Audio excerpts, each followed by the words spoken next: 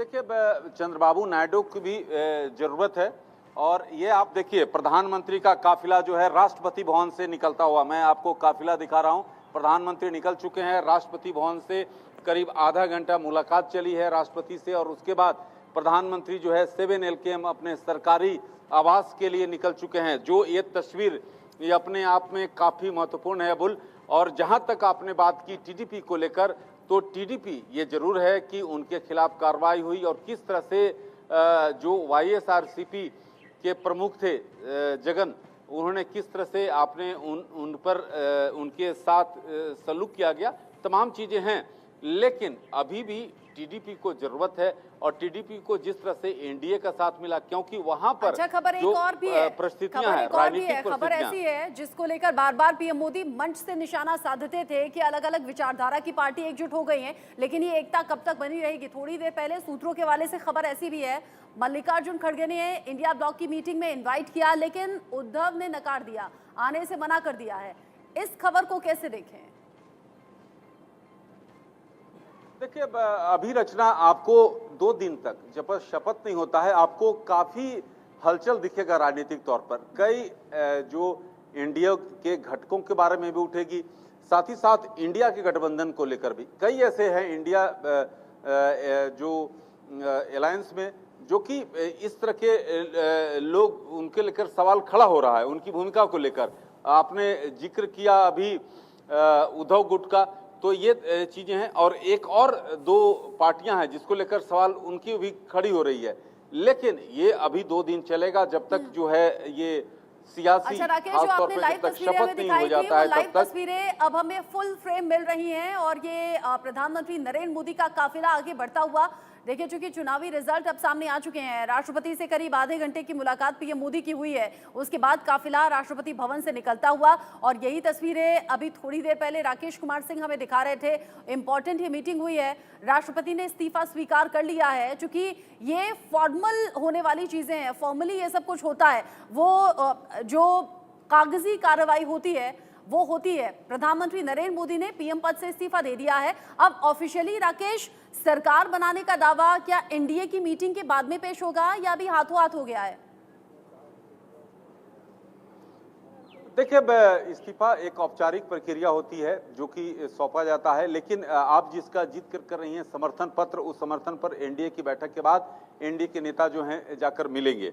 लेकिन आपको याद दिलाना चाहूंगा कि 17वीं लोकसभा का कार्यकाल जो है 16 जून को समाप्त हो रहा है, और जो प्रधानमंत्री नरेंद्र मोदी जो शपथ अब तक लिया है उन्होंने, 2014 की बात करें जब एनडीए सरकार बनी थी, तब 10 दिन बाद प्रधानमंत्री मोदी ने पीएम पद की शपथ ग्रहण किया था। 2019 में 7 दिन के बाद प्रधानमंत्री पद की शपथ ली थी, और जो सूत्रों से मैं जानकारी मिल रही है 2024 की बात, तो प्रधानमंत्री तीसरी बार जो है 4 दिन बाद यानी 8 तारीख को शपथ ले सकते हैं।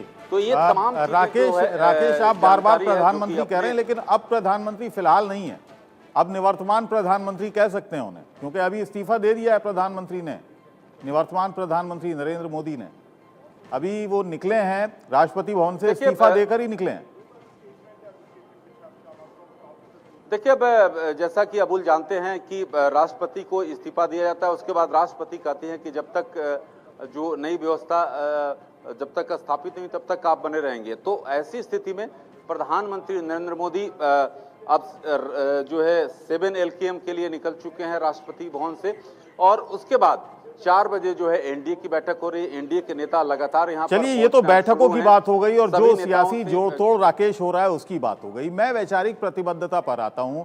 चंद्रबाबू नायडू के साथ, नीतीश कुमार के साथ अगर गठबंधन हो भी जाएगा, तब कैसे सरकार चलेगी? क्योंकि पूरा इलेक्शन हमने देखा, मुस्लिम आरक्षण, हिंदू मुसलमान, मंदिर मस्जिद, और हमने ये भी देखा कि चंद्रबाबू नायडू हिमायती रहे हैं मुस्लिम आरक्षण के, पहल के हिमायती रहे हैं।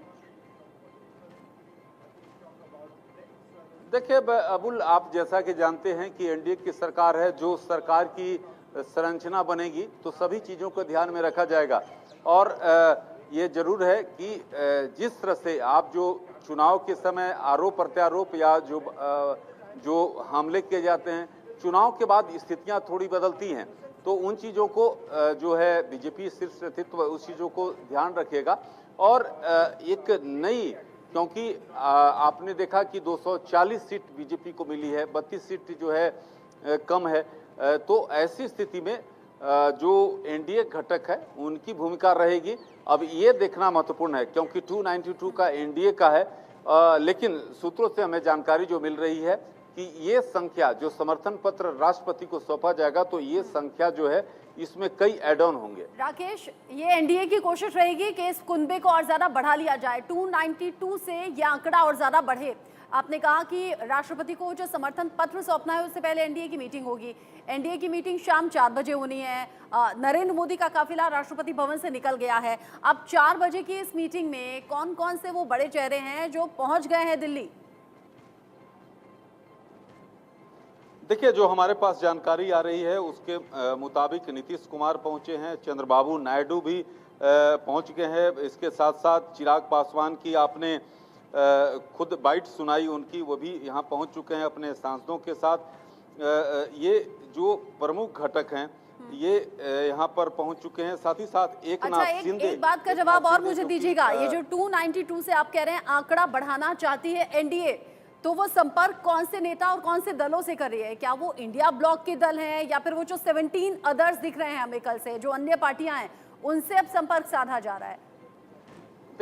देखिए रचना, मैं चाह रहा था कि इसको शाम को इसको आपको अपडेट के साथ मैं आऊं, लेकिन जो सूत्रों से हमें जानकारी मिल रही है, कई जो कि एनडीए और कई एक पार्टी के लोग जो जीते हैं उनसे भी संपर्क साधा जा रहा है और कई जगह से पॉजिटिव रिस्पॉन्स है। जो कि एनडीए के जो टॉप नेता है उनसे जब मेरी बातचीत हुई थी इस बात को लेकर, तो ऐसी स्थिति में जो आप संख्या बल देख रहे हैं, ये संख्या बल में आपको जब समर्थन पत्र सौंपा जाएगा तो इसमें कई लोगों और ऐड होंगे। ये जरूर है कि एनडीए अलायंस की ओर से, इंडिया ब्लॉक की ओर से भी लगातार जो है दूसरे दलों से भी संपर्क साधा जा रहा है, जैसा कि शरद पवार हैं, साथ ही साथ मल्लिकार्जुन खड़गे खुद जो हैं आगे बढ़कर, तो ये तमाम चीजें हो रही है। तेजस्वी आप देख रहे हैं, तो ये तमाम चीजें चल रही है।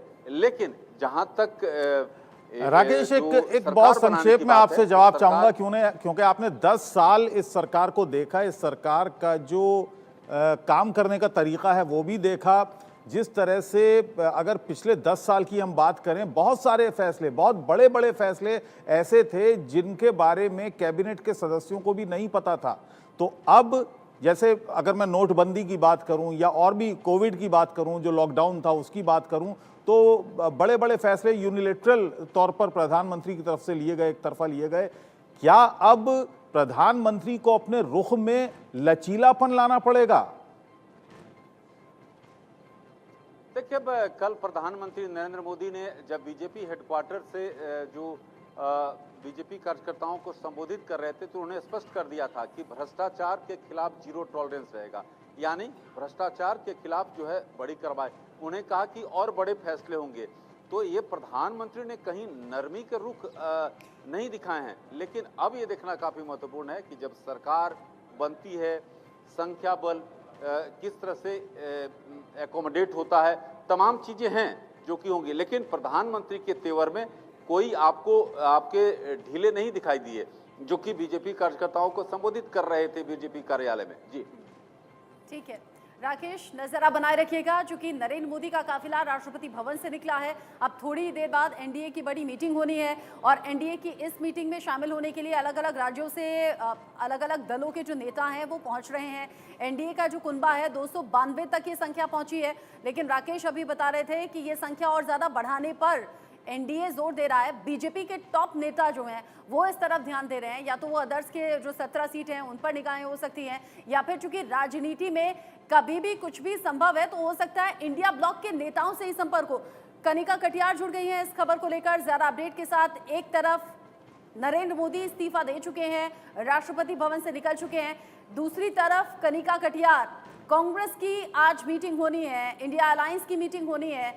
खबर क्या क्या निकल रही है, कौन कौन से नेता हैं जो पहुंचे हैं? उद्धव ठाकरे को लेकर कुछ खबरें हैं कि शायद निमंत्रण उन्होंने नहीं माना, आने से मना कर दिया, या फिर ये सिर्फ ऐसे ही है? देखिए बिल्कुल शाम का अगर हम बात करें तो आज दिल्ली की देश की राजधानी दिल्ली में ताबड़तोड़ बैठकों का सिलसिला देखने को मिलेगा। एक और एनडीए लगातार अपनी बैठकें करेगा, उसके अलावा कैबिनेट की बैठक होनी है। लेकिन उसके अलावा अगर विपरीत तौर पे बात करें तो इंडिया अलायंस की भी आज शाम 6 बजे कांग्रेस अध्यक्ष मल्लिकार्जुन खड़गे के आवास पर बैठक होगी। 27 दल के तमाम जो नेता हैं वो इस बैठक में शामिल होंगे। हालांकि उद्धव ठाकरे की बात करें तो बिल्कुल वो भी इस बैठक में शामिल होने के लिए दिल्ली आ रहे हैं, हमारे सूत्रों ने हमें जानकारी दी है। इसके अलावा अगर हम बात करें 27 दल के 27 नेता जो हैं वो तो इस बैठक में रहेंगे, लेकिन तमाम बड़े बड़े चेहरे जो हैं वो आपको आज दिल्ली में देखने को मिलेंगे। चाहे वो शरद पवार हो, उद्धव ठाकरे हो, तेजस्वी यादव हो, कल्पना सोरेन हो, उसके अलावा अखिलेश यादव हो, इसके अलावा ममता बनर्जी के आने के चांसेस भी बढ़ रहे हैं। उसके अलावा फारूक अब्दुल्ला, महबूबा मुफ्ती, ये तमाम जो बड़े दिग्गज नेता हैं ये तमाम नेता जो है आज इंडिया अलायंस की बैठक में शामिल होंगे। लेकिन अब बैठकों का सिलसिला देखने को मिलेगा हमें, क्योंकि सरकार बनाने के लिए इंडिया अलायंस भी पीछे हटता हुआ नजर नहीं आ रहा है। हालांकि एनडीए की बात करें तो एनडीए के पास आंकड़ा है, कहीं ऐसा तो नहीं नीतीश कुमार पहले एनडीए की मीटिंग में शामिल हो, फिर शाम में 6 बजे इंडिया ब्लॉक की मीटिंग में पहुंच जाएं? रचना देखिए ऐसा कुछ भी संभव नहीं होता। हालांकि नीतीश कुमार दिल्ली आए हैं, तेजस्वी यादव के साथ आए हैं, अगल बगल में बैठ के आए हैं। जो खबर आप देखना चाहते